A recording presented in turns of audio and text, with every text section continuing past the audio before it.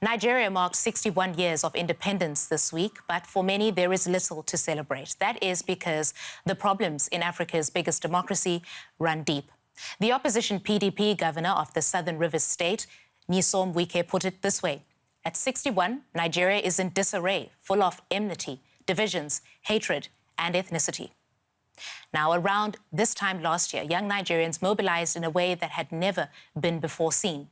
What began as a social media campaign, #EndSARS, saw young people march onto the streets, calling for a notoriously brutal police unit to be dissolved. It later became a movement demanding broad social justice and reform.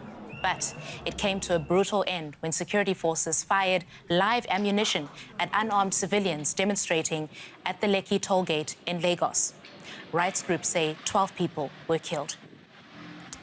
DW's Fred Muvunyi has been speaking to people in Lagos about how they feel 1 year after the start of EndSARS.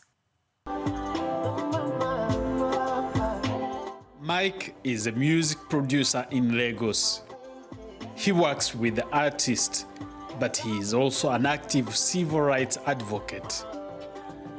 Fed up with police brutality, he joined thousands of others last October to demand reforms. We experienced a consistent decadence in government, you know, and it's continued for so long. So now it got to the point where our lives were being taken even by the authority that we voted in to keep us safe. So, and, you know, it was just like we were pushed to the wall. The EndSARS protests drew the world's attention and they forced the authorities to act. The government announced that it would disband the police unit that had become notorious for brutality and extortion. The minister in charge says there are now fewer incidents of abuse by officers. It has drastically reduced, if not completely eradicated. I think it has drastically reduced because, unlike any other time, the policeman now on the street is very respectful to the people he's serving. The idea of, you know, brutalizing people, harassing passers-by, I think has to a very large extent been reduced to the barest minimum. But there is still dissatisfaction.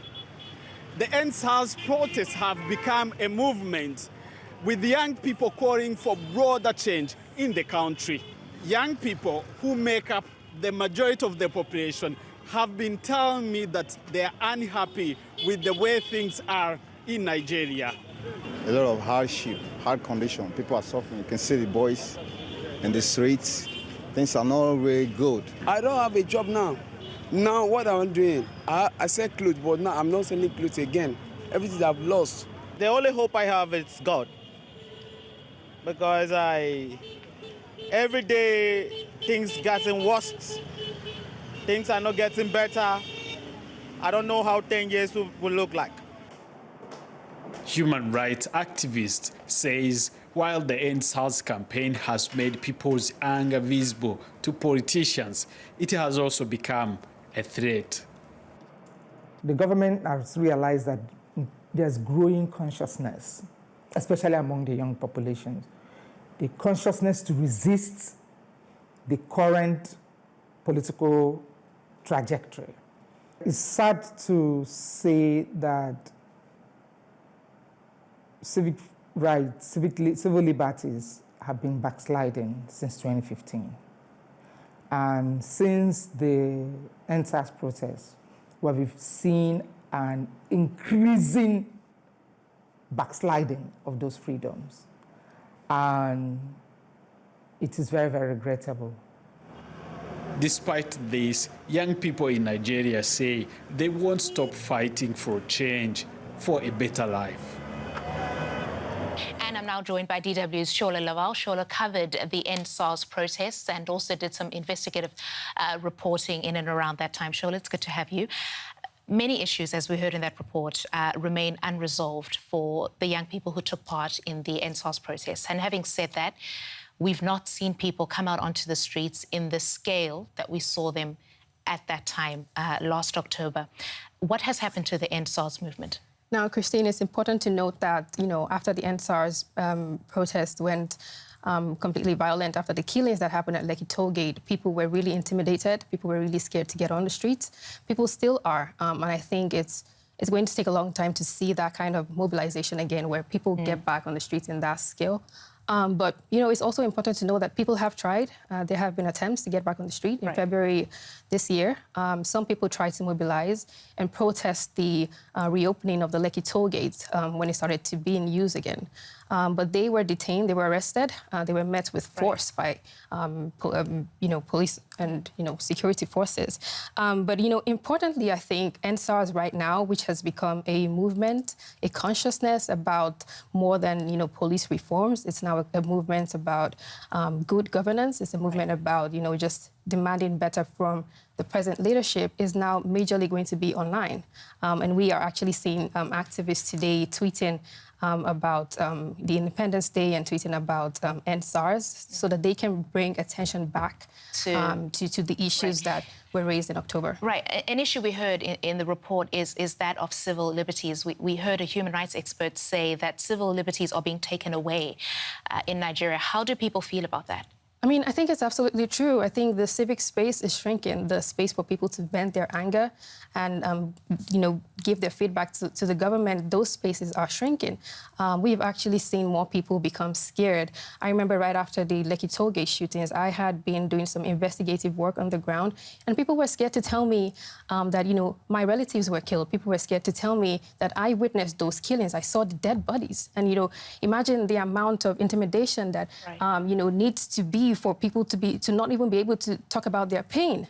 So I think the spaces have shrunk incredibly, and I think right now it's still very hard for young Nigerians to kind of talk about what they want, but young Nigerians, they're resilient, they're industrious, they keep at it, and that's what we're seeing today with the Twitter hashtag protest.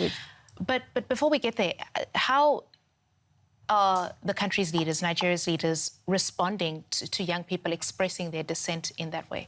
So the way I see it, the response has been it has been two ways. First, it's going to be something like, there's a reality, and they come out and say that it's not what it is. They come out and say this thing didn't happen. For example, the Lekki Tollgate shootings. For a long time, the government denied that those killings happened there. When it was clear, it was on Instagram Live, right? And we've seen that happen many times, where they'll come out and they'll say this thing didn't happen, and when there's evidence presented to them, they will retract the statement. So they try to make the truth palatable.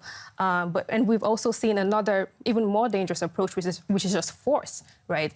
We saw that on October 20, when the security forces met people who were waving flags with bullets. They killed people there, according to Amnesty International. But we've also seen that more recently in July, when the government felt threatened by critics online and banned Twitter. Yeah, and stand by, Shola, because we actually have a report on that we're going to play now, and we'll pick up our conversation. It is the way that they want to shut all the masses down. That is the avenue they have made to shut the Twitter down, because they know that is the only way our voice, the common man voice, can be heard. Well, free to an extent, but not very free, because you say one thing today, you are monitored, that freedom of speech, that freedom of expression is not as should be for a country that is having how many years of independence.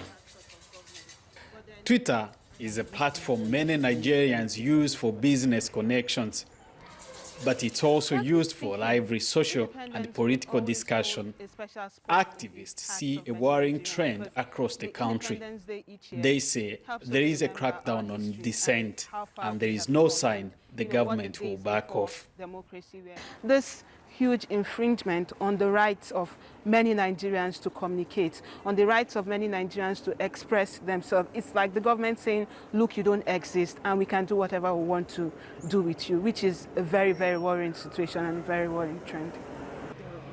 But the Nigerian government says it has been acting in the interest of the general population. We're not going to be fooled by anybody.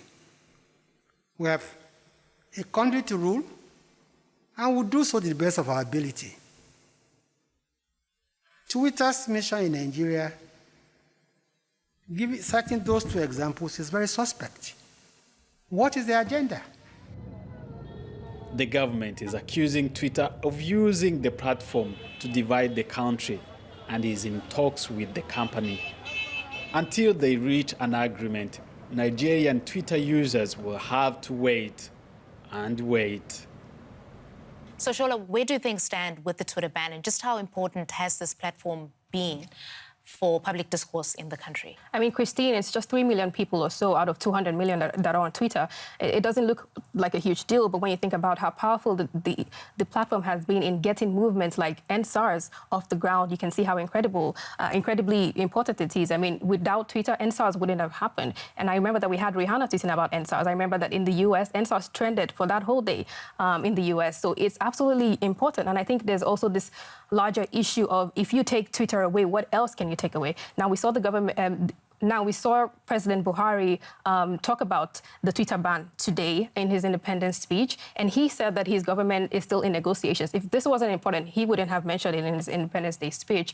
I think a lot of people are pessimistic about how this will turn out. It's not clear if the government will actually lift the ban. I mean, they keep talking about it, but it's just not clear if they'll lift the ban at this point. And I mean, going forward, I think that President Buhari's administration has essentially written its own legacy. It's already set in stone. It's clear the kind of language that this government speaks. There is no discourse. There is no coming to the table to discuss with young people. There's just brute force a lot of the time.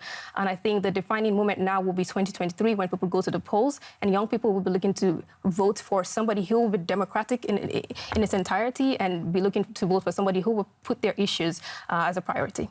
All right, Shola Lawal, thank you so much for that.